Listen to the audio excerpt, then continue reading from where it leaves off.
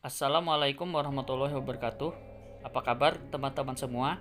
Semoga selalu sehat dan tetap semangat ya. Perkenalkan, nama saya Muhammad Syafi'i, peserta Latsar CPNS golongan 3, angkatan 19 kelompok 4, nomor absen 33, akan mempresentasikan tentang nilai dasar anti korupsi. Untuk learning jurnal nilai dasar anti korupsi kali ini kita mulai dari pengertian korupsi. Apa itu korupsi?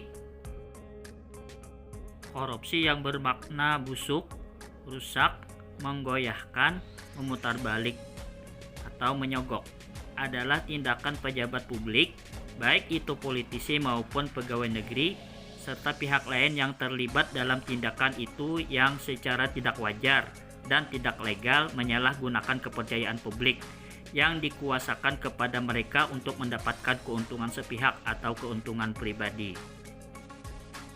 Menurut ahli hukum, Indrianto Seno Aji mengatakan, berdasarkan pemahaman dan dimensi baru mengenai kejahatan yang memiliki konteks pembangunan, pengertian korupsi tidak lagi diasosiasikan dengan penggelapan keuangan negara saja. Tindakan bribery atau penyuapan dan kickbox atau penerima komisi secara tidak sah juga dinilai sebagai sebuah kejahatan korupsi. Sebab terjadinya korupsi terbagi menjadi dua macam, yaitu faktor internal dan faktor eksternal. Antara lain adalah faktor internal merupakan penyebab korupsi yang datang dari diri pribadi. Sedangkan faktor eksternal penyebab terjadinya korupsi karena sebab-sebab dari luar, antara lain pendapat yang mengarah pada faktor internal. Sebab-sebab korupsi menurut Isa Wahyudi, yang pertama sifat tamak manusia, yang kedua moral yang kurang kuat menghadapi godaan, 3 gaya hidup konsumtif, 4 tidak mau atau malas dalam bekerja. Pendapat yang mengarah pada faktor eksternal penyebab korupsi antara lain 1. Kurang keteladanan dan kepemimpinan elit bangsa. 2. Rendahnya gaji pegawai negeri sipil. 3. Lemahnya komitmen dan konsistensi penegak hukum dan peraturan perundang-undangan. 4. Rendahnya integritas dan profesionalisme. 5. Mekanisme pengawasan internal di semua lembaga perbankan, keuangan, dan birokrasi belum mapan. 6. Kondisi lingkungan kerja, tugas jabatan, dan lingkungan masyarakat. Dan 7. Lemahnya keimanan, kejujuran, rasa malu, moral, dan etika.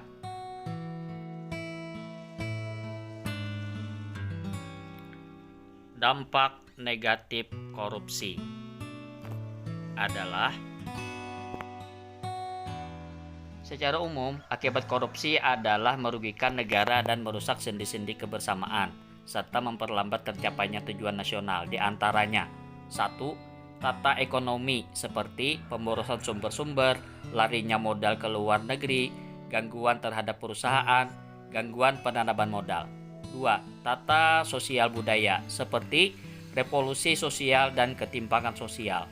3. Tata politik seperti ketidakstabilan politik, pengambil alihan kekuasaan, hilangnya bantuan luar negeri, dan hilangnya kewibawaan pemerintah.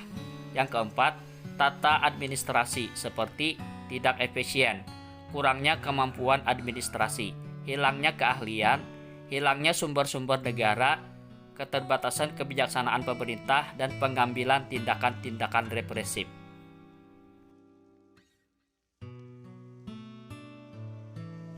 Ciri-ciri korupsi antara lain: 1. Dilakukan lebih dari satu orang. 2. Merahasiakan motif atau ada keuntungan yang diraih. 3. Berhubungan dengan kekuasaan atau kewenangan tertentu. 4. Berlindung di balik pembenahan hukum. 5. Melanggar kaedah kejujuran dan norma hukum. Dan 6. Mengkhianati kepercayaan.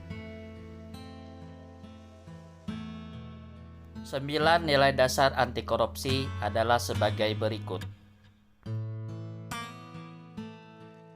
1. Jujur. 2. 2. Peduli. 3. Mandiri. 4. Disiplin. 5. Bertanggung jawab. 6. Kerja keras. 7. Sederhana. 8. Berani. Dan yang ke-9, adil.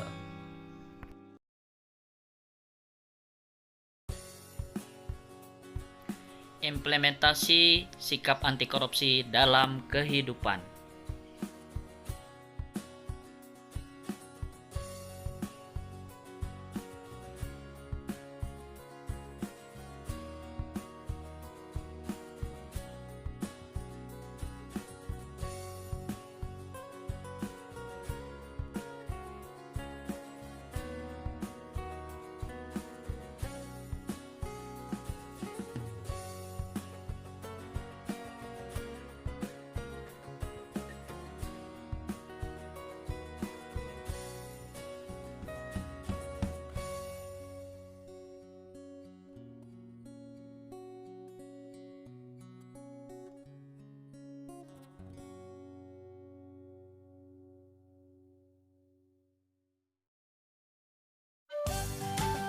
Demikian presentasi dari saya, semoga bermanfaat.